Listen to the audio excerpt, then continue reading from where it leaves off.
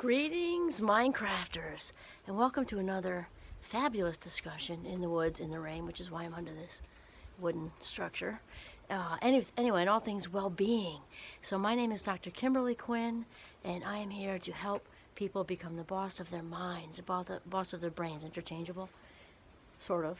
And because, remember, thoughts come first and feelings come second. So thoughts dictate our lives. And this is why we need to control them and allow, like gatekeepers, what comes in. Because if we don't allow angry, sad, or rejected thoughts in, we're not going to feel angry, sad, and rejected. I mean, it's just like basic. It's that simple. Not that easy, but that simple. Okay, so today we are going to talk about, don't tread on me, right? The importance of boundary setting. And there's lots out there in boundary setting. And still, I think that when we give our own spin on it, it can be more meaningful. I know that for me because I've been doing a whole lot of work on myself. And sometimes somebody will say something and then somebody says like the same thing, but then a whole different person says the same thing and it clicks for some reason. Maybe it's because of their experiences. So boundary setting, people get it so confused with it's about like separation or division or something. And what it really is, it's about respect.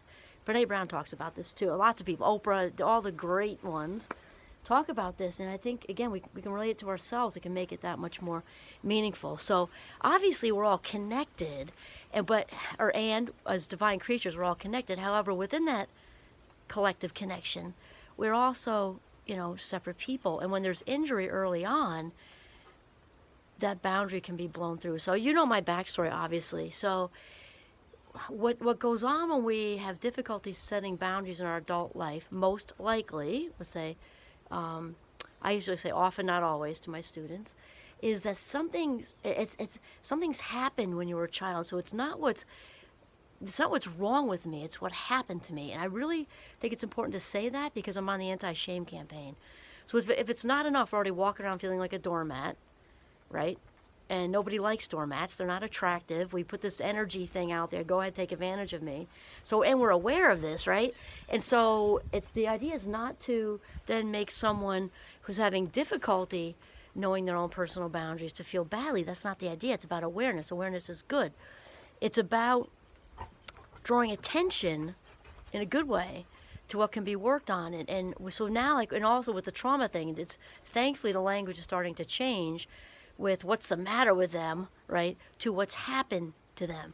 So as you know, for me, as far as physical, sexual, and emotional abuse, I had all three of those experiences. So I have to say, without question, as bad as all three of those things are, it was definitely the words that did the most damage. And also the absence of words.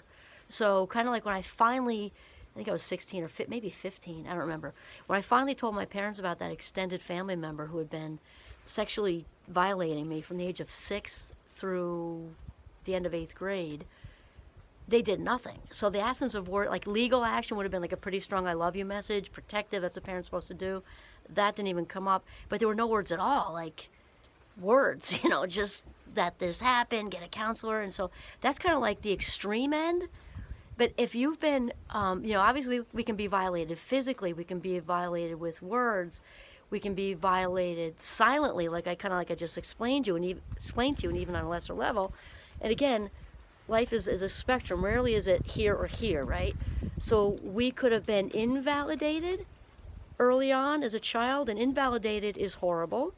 It's got the same VAL for value, right? So there's a effect on our feeling value. So invalidation tends to be more passive, right? And when it starts to become more active, then it's an actual devaluing, which, as you know, I had the whole kind of spectrum of that. So when that happens early on, we learn as kids to kind of tap dance and change, become shapeshifters, like in Harry Potter, or chameleons. I'm out in the woods right now, so the chameleons change their color based on what they're sitting on, right? And so little kids learn very early on to acquire this. It's not love, it's really approval, but we're struggling to get anything, right? So we move around mom or dad and whomever, and we figure out ways. Obviously children don't have language for this, they're just sort of doing it. We figure out what we need to do to acquire good feelings. We need to, and so that's when this, the false stuff starts to take shape. And again, we talked about in the last video that the ego is the authentic self's evil twin, right? We're all born into this world out of our mother's womb. We don't like the visual maybe, as these beautiful, wet babies. And we have this feeling of original worthiness. We're born into this world, all of us, with that feeling of original worthiness. We are valued, we are okay, we are enough exactly as we are, just fresh out of that newborn bath and wrapped up in our little blankie. We are enough. And then something happens, thereafter, sometimes shortly thereafter, that starts to chip away at this feeling of original worthiness. And this is where some of the issues with feeling devalued, not feeling our worth, and having lots of difficulty setting boundaries later kind of happens. So boundary setting is healthy, very, very, very healthy, obviously. And I think I mentioned that Brene Brown's big on her research that she talks about when she studied some of the most compassionate people, that the compassionate people had really great boundaries set, and this is because they value themselves, so they can therefore be in a place to value other people. We can't value or accept or love other people if we don't value and accept and love ourselves. I mean, I think we all know that, and no one's saying it's easy. Is it simple as far as the formula for it? Yes. Is it easy? No one said that, especially since the stuff that happens earlier on is in the vault, right, the unconscious. And so really a boundary setting is about sort of making a choice to not abandon yourself any further. Because I tell you, this took me years, and I'm still working on it to a degree. I've been working on it for years, so I'm pretty good with it. But I still get reminders when I do something or say something like, oh my gosh, seriously? And so it's about, so most of us, if you've had that experience as a child, you're terrified of abandonment. Anyone who's been sexually abused has been abandoned, even if the person's around, obviously, because they abandoned your trust, betrayed your trust. Physical abuse, same thing, abandoned, and there's a gamut of emotional things that can be said where you may have been abandoned. So we're terrified of that excruciating, sinking feeling in our stomach of not feeling okay, not feeling wanted and loved. And so we learned to shape shift and be chameleons in order to make that happen. So then when we enter us as, well, not enter, but move along to us as adults, and we're still doing that in the workplace and with friends. And really what happens is we eventually get to a place where we kind of, hopefully, choose to stop abandoning ourselves. And when we set boundaries, this is a very clear message that I'm here and you're there, and that's your stuff. So even if somebody is really pushing you to come to a social thing, this doesn't even have to be deep. They want you to come to a lunch. They want you to come to a meeting that's social. They want you to come to a whatever. And maybe you protected your Sunday, or you protected something, and it's not good for you. Maybe you're wiped out from work. Maybe you just did a long drive to somewhere for the a few day getaway or something, and you just don't want to do it. And then if we dare say that, politely, it's just I would like to, it's not good for me. I'm tired, or I just don't want to do it even. And if they get upset, it's because us being at the thing has them feeling good. And okay, and that's fine. No one's judging them with that. However, that's about them feeling good, not about us. And if it isn't good for you, it isn't good for you. So if they can't understand that, it's kind of like tough nuts, I mean, it's just, that's how it is if they can't understand. And also when we do set boundaries, and it's maybe been a while, maybe our whole lives since we set boundaries, you might find that some people get upset. And realize this, that the only people who are going to get upset are the people who benefited from you not having the boundaries in the first place. So just realize that, like, whoa, what's with this self-care thing? What's with this valuing and respecting yourself? Because that's what boundaries say. And they don't like it because it affects their lifestyle. That's what's really going on. And especially, I just thought of it at this minute, since I'm out in the woods. Think of the skunk. The skunk is such the ideal role model for boundaries. You get anywhere near a skunk, what do? They spray you. Back off. Don't tread on me. Getting a little too close to my skunk family. Maybe you're just getting too close to me. Maybe I was trying to have a nice little lunch for myself on some berries in the woods and wanted some solo skunk time, and you're right there.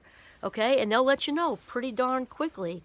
And so once we learn to set the boundaries too, we give off this inner energy that we are valuing ourselves, and people learn pretty quickly. And we're not being rude. When no one's saying that we're being rude, we are being polite and respectful. And if they keep at it, like, oh, come on, come on, come on. And even if it's under with the smile and the nice and all that, because they're not used to you setting boundaries, they'll adjust, trust me. But remember that that is about them feeling good. So here's the thing, with the lack of boundary setting, really we're talking about the codependent behavior. This is all codependent behavior when we're not valuing ourselves and looking for the approval from other people by doing what they want us to do, even if it's under the guise of go to a movie and dinner, it's whatever. It's all seems like good stuff, that it's coming from that place of not feeling valued on the inside. This is very important. So we make that shift. And we get good at, that's your stuff, not my stuff. You might even have to say that. So there can be tension here, right? So here's the thing. I know I can actually remember feeling the tension and just being like, oh no, I upset somebody. And sometimes it's guilt, like I hurt their feelings. And if we're really truly honest with ourselves, that's some of the time. I don't think that's most of the time. I think most of the time we get that sinking, horrible feeling in the pit of our stomach that we are not in their good graces. And that's the big motivator to get us to trade some nice for their approval. Okay, all right, fine, it's not good for me, and then you're the hero because you weren't going to do it, now you are going to do it, right? And you traded some nice for some approval, and that can be a huge dope fix for someone who's not feeling worthy and not feeling enough, even though it's not healthy, right?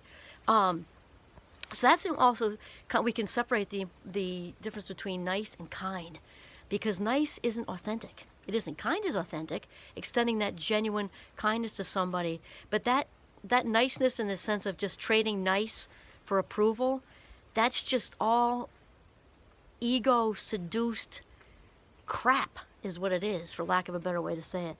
And I know I'm sort of committed to keeping these short, so we're not done with this one, okay?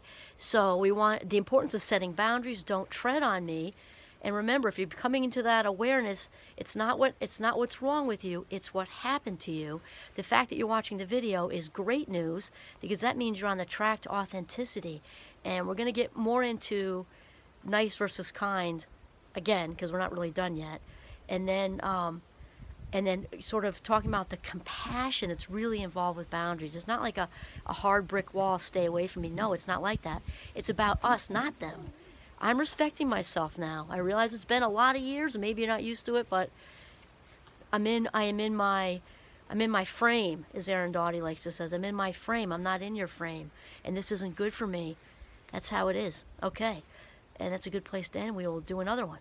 This is Kimberly Quinn signing off from Northern Vermont in the very wet, beautiful woods. Have a mindful day.